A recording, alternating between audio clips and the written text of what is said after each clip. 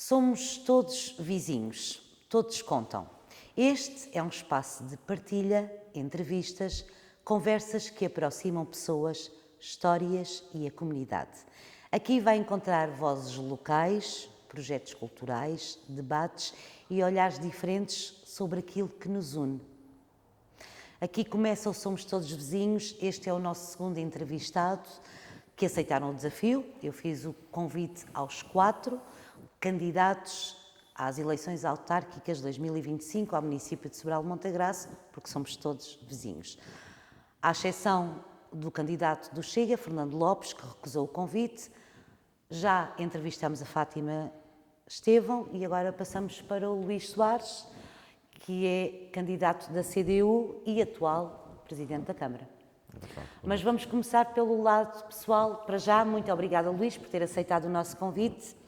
49 anos, residente em Boco, freguesia da Sapataria, uma licenciatura em Química via ensino, foi professor, estudou na Escola Secundária de Monte Junto, na Escola Secundária do Bom Barral, ou seja, veio do Bom Barral. Onde dei aulas, aí foi onde lecionei.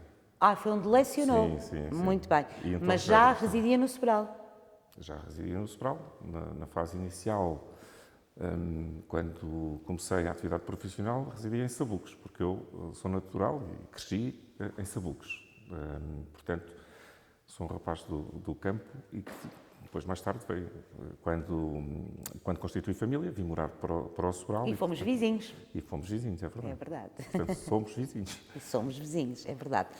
Ligado ao associativismo desde jovem, na ASR dos Sabucos, membro dos órgãos sociais em vários mandatos e como voluntário em várias iniciativas, também na Associação Popular, vice-presidente, presidente e vogal da direção atualmente. É verdade.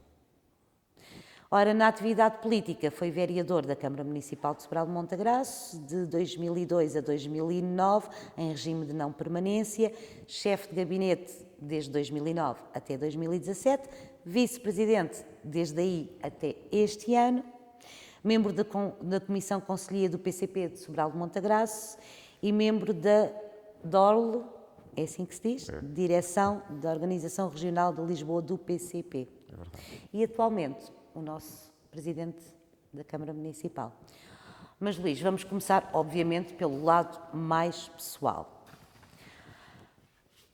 Como é que é ser sobralense e ter praticamente uma vida inteira dedicada à autarquia? Que diferenças é que vê o Luís munícipe do Luís autarca? Muito bem. Não nos conseguimos desligar destas duas dimensões. É difícil porque o É muito Luís, difícil. está na vida política. Há muita gente que pensa que eu, na primeira fase da vida política, em que fui vereador, pensam que eu estava a tempo inteiro na Câmara, mas não estava. Eu, grande parte desse tempo, estava a dar aulas, mas acabava por ter uma participação muito ativa, não só nas reuniões do Executivo, mas na atividade municipal como um todo. E eu penso que havia quem pensasse, ou quem presumiu que eu poderia estar em regime de permanência a tempo inteiro, algo que não aconteceu. E o que o Sobral experimentou nos últimos anos foi uma evolução e um progresso que nós consideramos assinalável. Há muita obra feita pela gestão CDU, mas com o envolvimento das pessoas, e há pouco estávamos a comentar o orçamento participativo. Eu considero que nos últimos mandatos o orçamento da Câmara é praticamente todo um orçamento participativo em que, em grande medida, as ações, os projetos vão ao encontro daquilo que são justas ambições e reivindicações da nossa população e que se encontram na esfera do quadro de competências do município. O que não é da esfera de competências, nós fazemos também por ir ao encontro dessas necessidades com justas reivindicações e com o envolvimento da população, quer nas áreas da saúde, assim como há mais tempo, eu lembro, nas questões da segurança, nas questões que têm a ver com a melhoria das acessibilidades, que também tem sido uma frente muito, muito importante para nós e que nem sempre conseguimos ter resultado nesta dimensão, mas eu considero que o Conselho do Sobral experimentou alterações que o tornam atrativo e os dados indicam isso mesmo. a atratividade do território é uma realidade. Nós temos tido um aumento consistente na população. Os dados da Pordata, que já se sobrepõem aos dados dos censos de 2021, já apontam para mais de 12 mil habitantes residentes em Sobral de Montagraço. Os dados dos censos apontam para 10.500, à volta disso, 10.584, salvo erro. E, portanto, foi dos concelhos que esteve em contraciclo com o país e em contraciclo com a região. Nós, entre os últimos censos, aumentámos a nossa população em aproximadamente 2%, enquanto que, em 3,8%, o país é que cresceu 2%. A região oeste praticamente manteve-se inalterada, sem crescimento, e nós aumentámos a nossa população, quer em agregados familiares, quer em número de população residente. E, portanto, a adaptação que nós temos tido, consideramos, da avaliação que fazemos, é uma evolução sustentada. Ou seja, não há um crescimento desenfreado, mas há uma evolução, há um progresso no território em que sentimos que é um território atrativo para novas famílias se fixarem. E muitas vezes, quando têm de tomar a decisão de escolha de um local para poderem criar o seu domicílio e passarem a ser residentes, há vários fatores que contam. Eu penso que o que existe no nosso concelho, quer ao nível da cultura, da divulgação de informação com as bibliotecas, com as escolas que garantem uma oferta adequada dentro daquilo que é o quadro de competências da Câmara, né, pré-escolar e o primeiro ciclo, há resposta e há vagas, o que em muitos territórios não acontece, em muitos concelhos, e, portanto, consideramos que há um conjunto de infraestruturas, temos umas piscinas municipais com um serviço único e de excelência. Eu aqui não gostaria de deixar passar esta oportunidade, porque é um fator distintivo. Eu penso que isso pesa. Quando as pessoas, uma família se fixa e tem crianças que frequentam, por exemplo, a educação ao nível do primeiro ciclo, sabem garantidamente que há uma oferta de natação pública gratuita, em que o município tem um projeto que leva as crianças à piscina municipal, assegura a sua logística, a deslocação, o transporte, o apoio no balneário e depois tem professores devidamente habilitados para lecionarem essa aula. Eu penso que isso é um conforto para as famílias, é um projeto diferenciador e depois temos um conjunto de serviços também na área do desporto e não posso deixar de referir isto.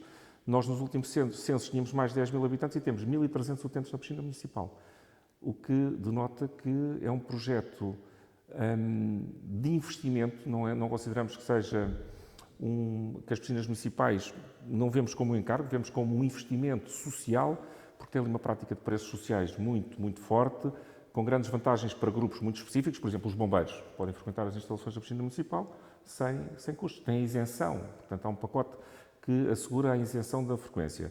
E há várias dimensões da nossa vida comunitária. Mas isto é o Luís Autarca a falar. É o Luís Autarca e também cidadão, porque eu também, eu já disse em jeito de brincadeira, enquanto munícipe, posso ter outra perspectiva. Às vezes digo, eu sou o melhor utente das piscinas municipais, porque eu já me inscrevi 3 vezes e nunca fui praticante de nenhuma modalidade esportiva. Portanto, mas já paguei 3 inscrições em 3 momentos distintos, mas acabei por não praticar qualquer atividade. Mas os meus familiares desfrutam também deste tipo de serviços, da cultura a preço acessível, numa lógica de generalização e de universalização e universalidade quer na cultura, quer no desporto. Temos bibliotecas que são uma referência. Nós somos frequentemente visitados por outros municípios de maior dimensão que o nosso, que tentam perceber como é que nós funcionamos em rede. As nossas bibliotecas, hoje em dia, quem está numa escola pode recitar um livro da biblioteca municipal e vice-versa. Portanto, funcionamos em rede e isso, ou seja, tentamos tirar ao máximo as vantagens de sermos também um concelho pequeno e, portanto, tentamos otimizar até ao limite esta vertente cultural e de fruição cultural e desportiva e ao nível da educação e a ação social também. Eu penso que isso é um fator que nos torna também um território atrativo. Nesse ponto, educação. Na experiência como professor, à parte da autarca, o que é que influencia o facto de ter sido professor, a sua visão do concelho? Eu penso que tenho uma visão própria, porque tive a experiência na ótica do utilizador e, portanto, o utilizador como alguém que no seu dia-a-dia trabalhava numa escola. E essa visão como professor estar atento a algumas dimensões da atividade do autarca que, se calhar, quem não passou por essa experiência não tem. Eu penso que esta sensibilidade, não sou o único professor na Câmara, no Estivo temos também colegas que também são professores e que também ajudam a construir soluções. Agora, o que nós pretendemos é que as condições sejam até ao limite do que nós pudermos, para ter as melhores condições de ensino, que os profissionais se sintam bem a trabalhar, termos uma oferta e um plano, tanto do ponto de vista ambiental, como cultural, como da divulgação da informação, como da promoção do livro e da leitura, termos um projeto global, e é isso que temos, que vai ao encontro também de ajudar os professores a conhecerem a nossa história, de ajudarem os professores a perceberem que equipamentos estão ao serviço da comunidade e também das escolas, e, portanto, é tentarmos cruzar e de uma forma transversal que usufruam e desfrutem do melhor que nós temos para oferecer. E por falar em oferta, o associativismo, que esteve sempre presente, pelo que eu sei, na vida do Luís. Ainda está. E que aprendizagens trouxe dessa experiência para o trabalho político? O associativismo é uma dimensão da nossa vida que eu considero muito enriquecedora. E eu tive duas perspectivas diferentes. Tive a perspectiva do associativismo numa comunidade, numa aldeia, ou seja, o associativismo mais local, e depois o associativismo que proporciona uma resposta diferente, que proporciona uma resposta social. Com dimensões diferentes, conseguimos ter aqui uma noção, muitas vezes, da importância que as associações têm numa vida de uma aldeia.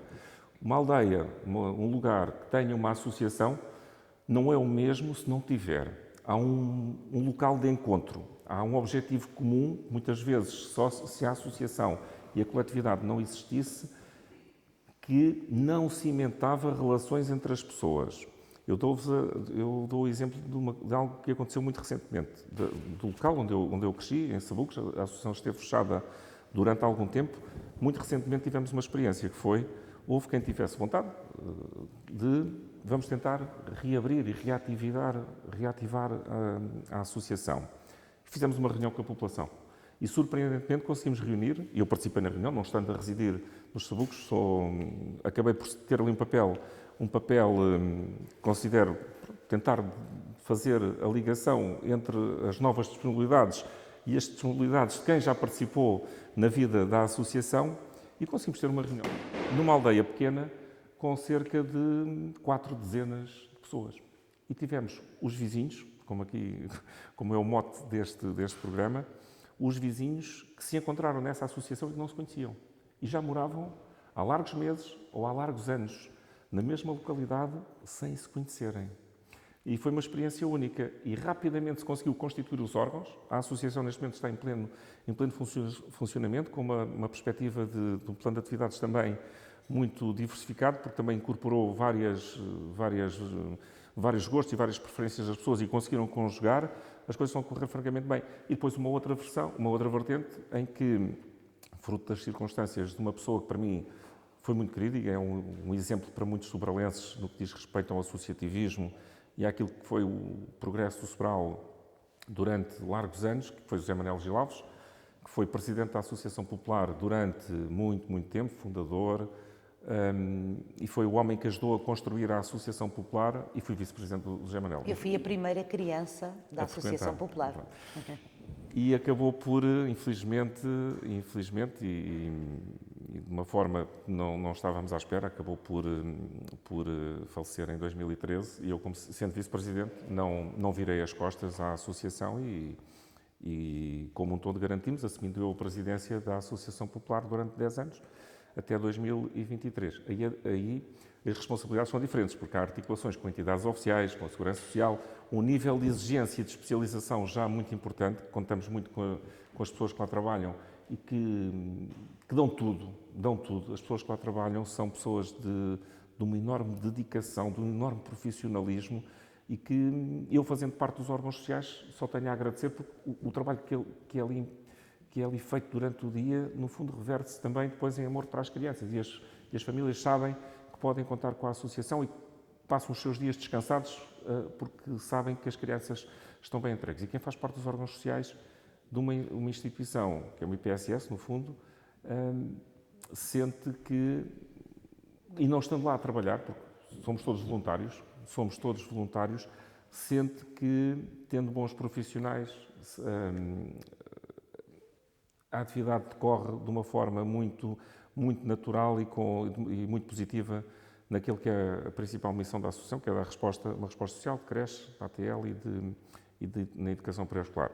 Luís, na associação faz parte dos órgãos sociais, foi vice-presidente, presidente, é autarca e é pai. E é encarregado de educação. E fui também cliente da associação, porque os meus filhos frequentaram a mãe que trabalhou. Sim, já trabalhou na associação. Exatamente. Já durante muito tempo trabalhou, portanto, o vínculo é muito forte, mas nós conseguimos separar as várias dimensões e não há qualquer mistura nestas dimensões, enquanto pai, familiar de alguém que chegou a trabalhar lá. Aliás, vou fazer já uma declaração de interesse, a minha mãe começou a trabalhar na associação antes de eu fazer parte dos órgãos, portanto era muito jovem quando ela começou a trabalhar, portanto não foi por... Talvez não isso teve a ver... porque eu tenho uma filha com 28 anos e ela trabalhou, ainda a minha filha foi para a creche com 14 meses. Exatamente, e já esteve aos cuidados também da minha mãe. Da Dina. A quem manda um beijinho, se estiver a ver. E dizer-vos que... E quando fui convidado foi porque era pai. Ou seja, o facto do meu filho passar a frequentar a instituição, a Associação Popular, na vertente da creche, fez com que eu passasse a frequentar a associação diariamente também, enquanto pai, e depois quando há aqueles momentos de vamos constituir uma lista porque estamos a chegar ao fim do mandato, o José Manuel Gil Alves pensou, tu devias nos ajudar, porque eu às vezes já ajudava em algumas situações, porque às vezes ele pedia-nos uma ajuda para alguma coisa que fosse preciso. E ele pensou, estás aqui, já fazes um bocadinho de voluntariado, o melhor era firmares e vires para a direção. Nunca passando pela cabeça que ele pudesse, infelizmente, ter tido um desaparecimento tão precoce. E pronto, acabei por ficar vice-presidente e ele, passado pouco tempo, ou passado alguns anos, acabou por falecer e foi uma grande perda para o Conselho, para a Associação, e toda a gente que lidou com ele recorda-o com muito carinho. Era uma pessoa de uma enorme dedicação.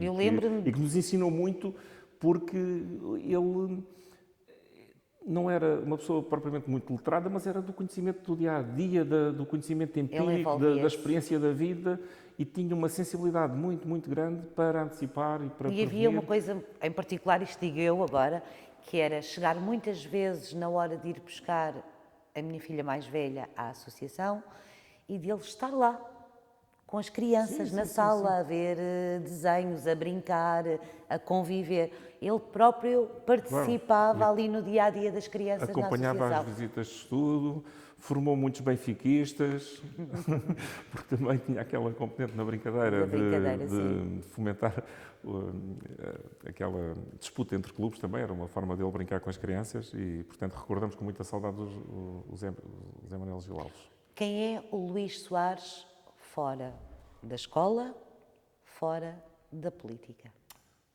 Sou uma pessoa normal. Penso que esta é a resposta, penso que será a resposta, uma resposta ajustada, porque sou uma pessoa normal, que faz as compras para casa, que participa na vida, na nossa vida comunitária e que não me alheio de nada. Ou seja, há alguma coisa que eu veja que não está bem, enquanto cidadão, também tento corrigir, não na vertente da autarca, mas também como cidadão. Penso que sou uma pessoa solidária, que não recusa a ajuda e o apoio a alguém a quem eu possa dar a mão e dar alguma ajuda. Penso que sou uma pessoa solidária e sou um rapaz que gosta do modo de vida do campo. Ou seja, eu já tive a experiência de viver num apartamento no centro, na vila, na Rua do Casal Miranda, mas sou um rapaz que gosta do modo de vida do campo. Ou seja, eu gosto de ter aquele modo de vida de estar no modo de vida da aldeia, de conviver com os meus vizinhos, e o problema também é que somos vizinhos, ter os vizinhos na proximidade. E penso que a minha juventude e a minha meninice e a minha infância vivi nesse modo, e é um modo com que eu me sinto melhor. E, portanto, sou uma pessoa normal, que faz as coisas, gosta de cozinhar, Gosto de cozinhar. Em casa, se eu Qual é a puder, especialidade? assim, as pessoas estão mais próximas de mim. Eu estou-me a lembrar do meu irmão. O que ele gosta mais que eu cozinhe é uma feijoada de choco, por exemplo. Uma feijoada de choco, às vezes discutimos na altura em que se deve adicionar a linguiça ou o chouriço quando se introduz. Ele acha que deve ser numa fase, eu acho que é noutra, mas depois, da forma como eu faço, ele gosta. E normalmente, como ele come no dia a seguir, porque eu guardo sempre um bocadinho, acaba por ficar mais apurada. E então, se calhar, o sabor, como fica mais apurado, ele pensa que eu faço melhor, cozinho melhor do que na realidade cozinho, mas na verdade gosto muito de cozinhar. Gosto de cozinhar, gosto de ir às compras e de escolher o que pode haver nas prateleiras. A minha filha dá-me uma boa ajuda. O meu filho é muito distraído, não sabe o que há em casa, mas a minha filha sabe tudo o que há nas prateleiras. Tudo integralmente. Ou seja, se há natas ou se há polpa de tomate, ela consegue ter uma memória incrível Uma e memória ajuda da muito. mercearia, da despensa. Tem 8 anos, mas é incrível. Ela tem a perfeita noção do que existe ou não, às vezes até melhor, uma noção mais concreta do que eu e a mãe, e dá-nos uma grande ajuda. Luís, pegando aqui no modo que estávamos a falar há bocado da Associação Popular e fugindo um bocado aqui ao lado pessoal e ao lado autarca, mas envolvendo aqui toda a sociedade e também a política, enquanto pessoa que foi presidente da Associação Popular de Sobral de Montagrace, que envolve as crianças do nosso concelho, e muito se tem falado disto em termos políticos ultimamente, e eu ouço com muita frequência, ouve-se dizer que os filhos dos imigrantes estão à frente dos portugueses. Estou a perceber a pergunta. Isso é de facto verdade? Vamos desmistificar isto para que as pessoas percebam de vez, principalmente os nossos munícipes no Sobral, os sobralenses, consigam perceber que quando vão inscrever os filhos, por exemplo, na Associação Popular, se não houver vaga, a culpa de não haver vaga é de quem vem de fora? Portanto, isso é algo que é uma informação que é propagada de uma forma muito perniciosa e perigosa e é usada muitas vezes numa lógica para dividir, ou seja, para pôr pessoas umas contra as outras. E o que eu posso dizer em relação a esse tipo de comentários, e sabemos que isso acontece todos os dias, não só esses, mas outros, como os filhos dos desempregados não deviam frequentar instituições e outros desse tipo, vem na mesma linha, e vem de uma linha ideológica à qual nós nos vamos habituando, que tende a ter algum ascendente sobre as pessoas e é repetida tantas vezes que as pessoas acabam por pensar dessa forma, ouvem replicar tantas vezes esse tipo de afirmações e pensam, de facto, isso pode ser... Acreditam que isso acontece? Os critérios de admissão, e se calhar aqui a resposta social, em que isso pode estar a ter um efeito mais acentuado, pode ser até na resposta social da creche, que atualmente é gratuita, uma medida do PCP, a gratuitidade da creche. Penso que é uma grande ajuda e contributo para o orçamento das famílias e do ponto de vista de macro para o sistema da Segurança Social. Não tem um impacto significativo. Os lucros, por exemplo, das empresas, as borlas fiscais, são muito superiores ao que se gasta com a creche durante muitos anos. Eu estou a falar dos lucros, aqueles 1.300, 1.500 milhões que foram dados de borla às grandes empresas, dá para pagar a creche durante muitos anos. E, portanto, tem a ver com opções políticas. Os critérios para entrar estão bem definidos e estão definidos pela Segurança Social. A nacionalidade não é critério. O que a Filipa disse, que os filhos dos imigrantes ou os imigrantes passam à frente aos estrangeiros. Eu não disse, eu muitas questionei. vezes são os estrangeiros. Eu acho os estrangeiros que é importante passam à frente. Eu percebi. desmistificar isto. Isso é importante e é importante que seja dito. A nacionalidade não é critério.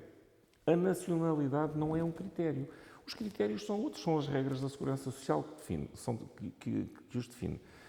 E não há nenhuma criança que entre numa instituição, neste caso do setor social e solidário, que não tenha número de segurança social. Ou seja, quando falamos que há imigrantes ilegais que passam à frente aos estrangeiros que não estão... Isso não existe. Uma criança, para estar a frequentar uma instituição, tem de ter um número da Segurança Social. Faz parte do processo de admissão ter um número de segurança social. Portanto, se tem um número de segurança social, significa que está no sistema, que faz parte do sistema, que há pais que estão a trabalhar, que há e que está legitimamente no nosso país. Ou seja, é só para esclarecer, nacionalidade não é critério, os critérios são outros. Um problema que existe, que eu não sei se a autarquia tem conhecimento disto, há um apoio, não é? A Porta 65, mas a Porta 65 estabelece um teto máximo por concelho, por região. E em Sobral de Montagraço só é dado apoio se a renda, o contrato de arrendamento, não for superior a 500 euros. Que casas é que existem em Sobral de Montagraço com uma renda de 500 euros? Sim. O problema da habitação é um problema que ultrapassa o Sobral, ultrapassa a nossa região, é um problema sério e quem disser que tem uma solução mágica para o resolver não corresponde à verdade. É um problema que tem várias dimensões e o problema do valor da especulação imobiliária com o valor das rendas é algo muito, muito preocupante. Nós, no nosso Conselho, temos uma estratégia local de habitação que foi aprovada, que está a ser regulamentada e que vai permitir permitir à população aceder não só a programas, mas criar ferramentas para que, e esta é uma dimensão importante, que é a habitação é uma responsabilidade do Estado Central, que a pouco e pouco passou da estratégia da Lei de Bases, e a responsabilidade era sua, para uma estratégia mais nacional e depois para uma estratégia local. E quando andamos por isso, estão as câmaras também já envolvidas no processo. Mas respondendo diretamente à questão que foi colocada, a questão dos preços, a Câmara não tem capacidade para fixar preços de rendas de particulares, mas poderia haver uma estratégia nacional e políticas públicas que definissem por zona, por região, qual era o valor atendendo a... Se a Porta 65 estabelece um valor e é um organismo estatal, mas ainda... porquê é que se estabelece um valor base... Mas quem estabeleceu esse valor podia rever o valor, ou seja, esse valor deve ser revisto e o município não tem capacidade para rever esses valores, por um lado, nem por outro, para baixar rendas. Mas a autarquia tem conhecimento que, por exemplo, existem pessoas, principalmente comunidade imigrante, a viver em garagens, em espaços comerciais que estão fechados. Há alguma medida nesse sentido ou é melhor assim do que viverem na rua? Não, nós achamos que a habitação deve ser digna e deve ser adaptada. Há também uma estratégia de adaptação do ponto de vista do urbanismo para a adaptação e nós estamos disponíveis para ir ao encontro dentro daquilo que é o quadro das nossas competências e aquilo que é o regime também, o regime jurídico da edificação e urbanização. Há muitas tipologias que são adaptadas para a habitação e isso acontece e temos tido várias experiências. Não estou a dizer que não possa haver, e há, com certeza que há, porque há no Sobral e há em todos os lados, aproveitamento de alguns espaços para a habitação que não estão devidamente licenciados. A nossa postura tem sido ir ao encontro das necessidades e tentar também permitir que haja uma alteração do uso para dar uma resposta e fomentar.